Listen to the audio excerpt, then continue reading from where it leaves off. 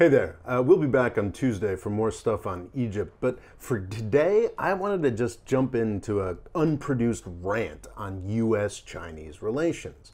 If you've been paying attention to the news coverage over the past month or so, or the increasingly ridiculous statements from the U.S. and Chinese governments, you'd get the sense that things are really ramping up. This new Cold War that the U.S. establishment and the Chinese, well, more the U.S. establishment, has been arguing for a number of years now seems to be, at a new pitch, at a new height. But what I want to emphasize today is how low the stakes of this are. Not how high stakes this is, but how low the stakes are. Now, don't get me wrong, there are extraordinary potential costs from the conflict between the United States and China, two countries that are nuclear powers, after all. There's also, even without that idea, there's the possibility of the destruction of the sort of high-tech communications networks, the satellites in the sky that the whole world relies upon. Economically speaking, even not getting to war, like the idea of China and the United States sort of suddenly catastrophically decoupling economically. We're going through what is almost certainly a new depression because of COVID. I think that the shock of U.S. and China really decoupling would be on the same level as the COVID depression we're going through. It would be like another shock on top of it. The potential costs are incredibly high, but the potential benefits of this conflict that is being sold so hard by U.S. and Chinese government and media, the potential benefits are non-existent. Like there's no benefit towards going through this process of conflict. There's no benefit to a new Cold War. There is no positive side to this. So I don't actually believe that there's a real near-term potential for war. I don't think there's a near-term likelihood of a real complete economic decoupling, which makes what China and the United States are doing right now just so irresponsible.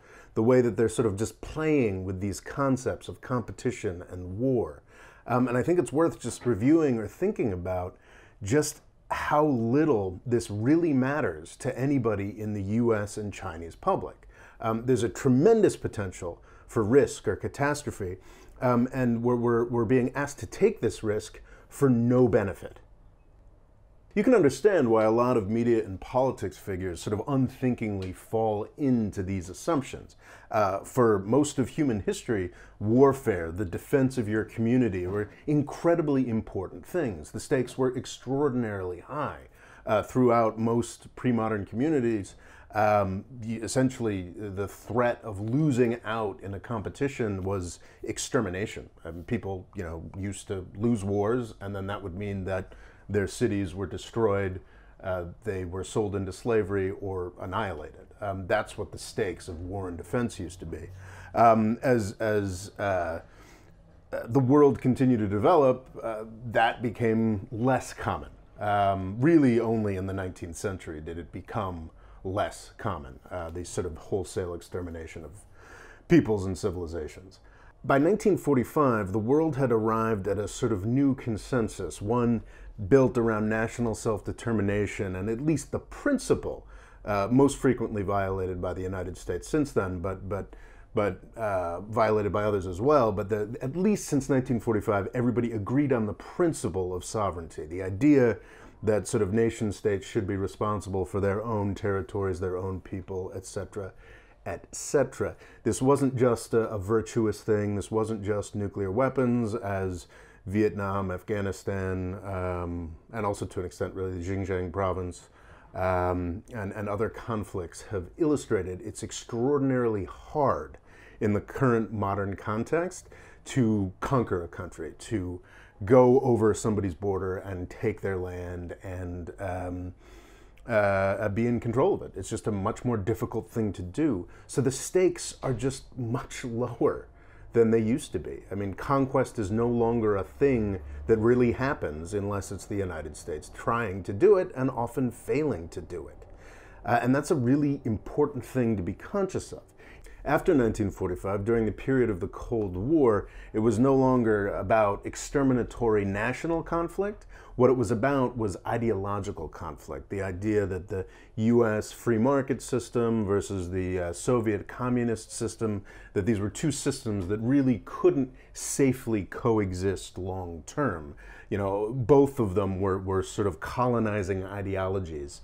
Not actually colonizing countries, but colonizing the mind. The idea that this conflict had to go on until one of them was destroyed. And the Soviet Union was blessedly, in an incredible turn of events, the Soviet Union did dissolve peacefully, largely by its own choice, which is really one of the most extraordinary things that has ever happened in human history. But for the period of the Cold War, this ideological struggle was real. It was something that people were very, very committed to.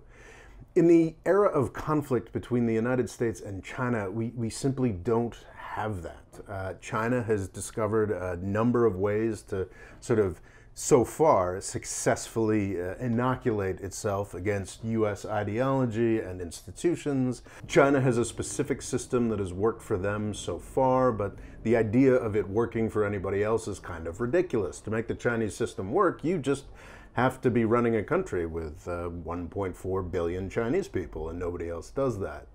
Ethiopia was previously sort of the poster child for like, ooh, we're going to try and make a Chinese-style system work here.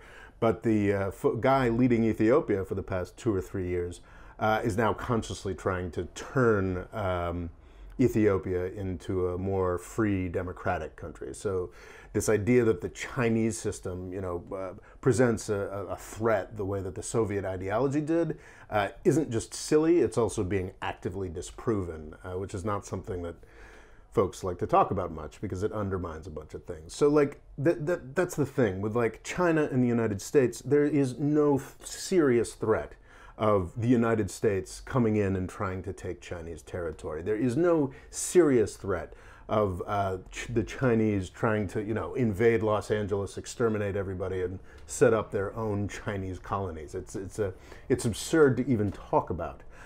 There's no serious ideological threat. China and the United States both agree on some fundamentals about how to organize the world economy, trade, etc. They have some very real conflicts and different ideas about how certain things should go, but it really is within the same broader context. China has been working its way into international institutions, and generally what it mostly wants is more of the same thing the United States wants, with a little more respect for certain aspects of Chinese sovereignty. There's no there. There's no real reason for this conflict. I guess it's, having looked it up, I think it's a bit of an abuse of the concept of stakes, but because I suppose, if there's a potential for destroying the world, I guess the stakes are kind of high. But in terms of like the risk reward, like what we are actually potentially getting out of this conflict, there's nothing there. There's nothing that we're actually saving the United States from. From China, the perspective is a little different. Taiwan is an issue that is tremendously important to the Chinese government and Chinese people. I think, especially after this coronavirus thing, it's probably looking more likely that the Chinese government and Chinese people will not be able to reassert their control over Taiwan for decades to come, if ever. And that's, I acknowledge that that is problematic for the Chinese people, Chinese government, but it ain't worth pissing away all of the economic success of the past decades. So, yeah, the stakes certainly for the U.S. people and for really most sane Chinese people are extraordinarily low. The potential benefit here is extraordinarily low. The potential benefit of continued conflict, whereas the potential costs are extraordinarily high. But so why are we doing this? Why are we seeing this sort of insane escalation and desperate attempt to make a biological, epidemiological threat into an old-fashioned politics, war, defense policy threat? Because that's what we're seeing. That's what we are seeing U.S. media, Chinese media, U.S. government, Chinese government trying desperately to cram a problem that is about science and biology and epidemics and pandemics, and are trying to cram it into this box that they understand of interstate competition and military policy and arms policy and geopolitics, written very smallly and stupidly. That's what they're trying to do. And the question is, why?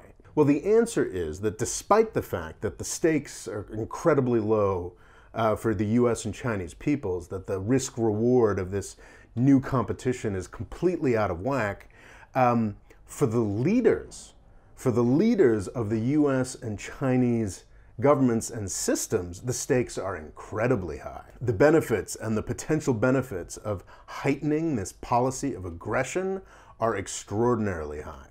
In the US context, I'm not just talking about, Trump and Pompeo and the other people in the Trump administration who are desperately holding on to this China idea to make up for their own idiocies and to cover up their own incredible failings around the coronavirus pandemic.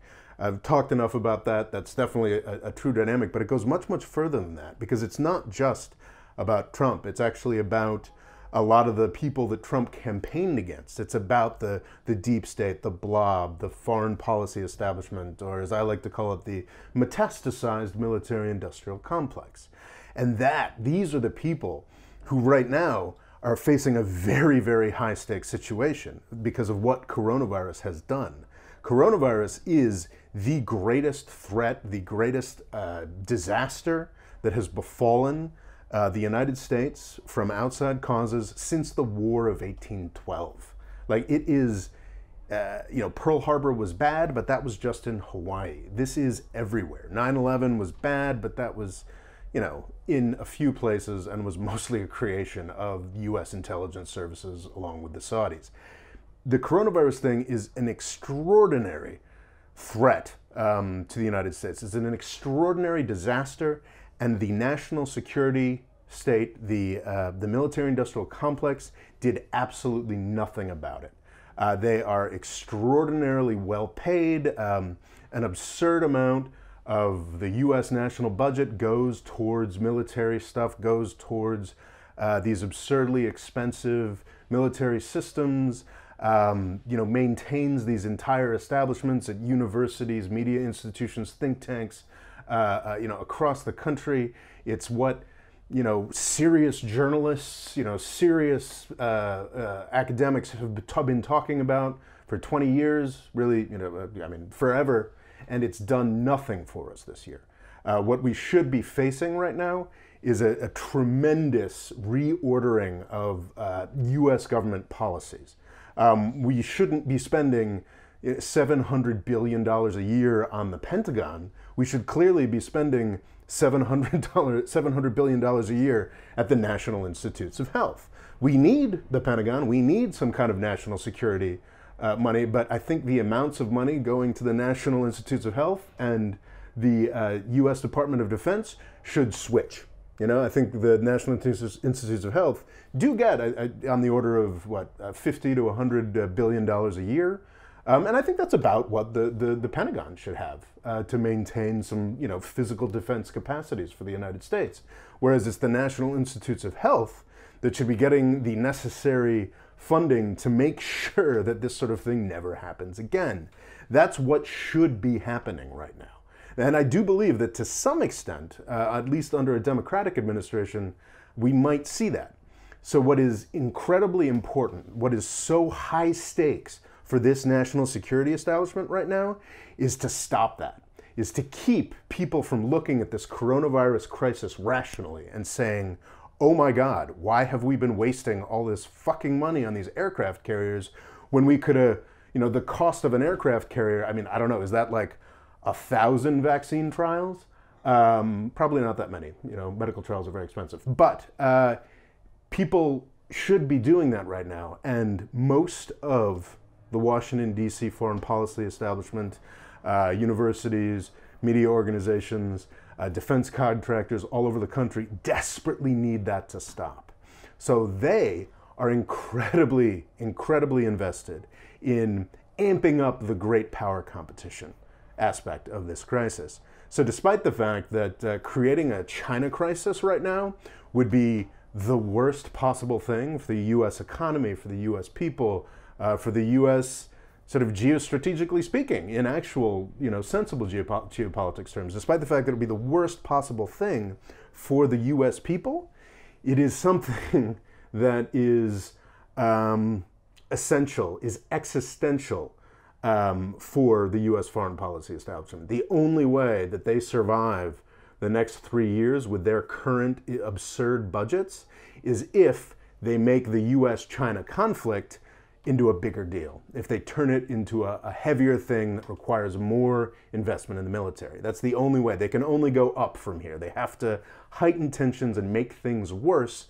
Otherwise, the U.S. public is going to do something sensible and stop giving endless amounts of money to the weapons manufacturers and start giving some of that money to actual medical and scientific research that would actually make everything better for people in the United States and the world. China also has a large military establishment.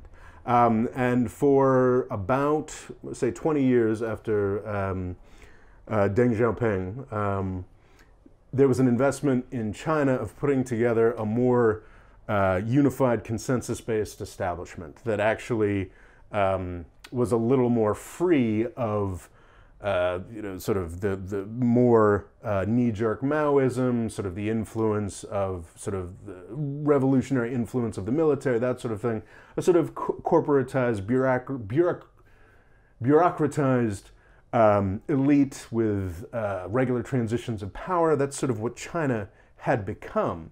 With Xi Jinping, the guy who sort of set himself up as the president for life, I guess that was what, 2-3 years ago now? Though it was something had been building for a while. He basically represents China's own military-industrial complex, because to set himself up as this strongman, as this sort of neo-Mao figure, in order to shore that up, he's had to go for a very sort of third world strongman vibe. And as we know from looking at many third world strongmen, that's mostly about catering to the military. That's mostly about inflating military budgets. It's about making yourself look strong. It's about exactly the sort of foreign policy dick-waving that Washington, D.C. also puts forward. So of course, if we were back in the Hu Jintao era or the Jiang Zemin, I don't know if I pronounced that appropriately, era, of course this would still be a problem. There'd still be dick-waving, what have you. But I think the Xi Jinping era makes it much, much worse, because his position isn't as consensus-based, and he's more reliant on the People's Liberation Army, is that right? The Chinese military forces. So he too is interested in doing exactly the same sort of inflation of idiotic competition with the United States. So it's incredibly frustrating to see this coronavirus crisis happening and realize that actually if China and the United States were willing to work together to deal with this, it would be dealt with very quickly. But that's not going to happen, because there are so many people in U.S. government, not just the Trump administration, in sort of the permanent government and in the Democratic Party as well. There are so many people in that establishment and so many people in the Chinese establishment that are invested in making relations between China and the United States worse. So I may have abused the concept of stakes here a little bit. I'm not much of a gambler, so not so familiar with it. But fundamentally, the risk-reward calculation for the US and Chinese peoples is very similar. There is no benefit to this new era of heightened tension during the coronavirus crisis. Unfortunately, there are many, many benefits for people both in the US and Chinese governments. And that's what I want to leave you with today as you read news about new issues, new arenas of conflict between China and the United States.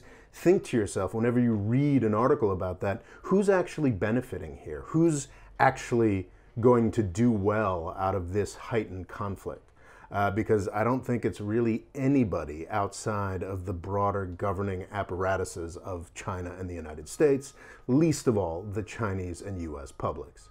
Thanks for watching. Please subscribe and click the bell next to the subscribe button to get notifications whenever I upload a new video. I promise they are normally much more produced and carefully put together than this one. Thanks.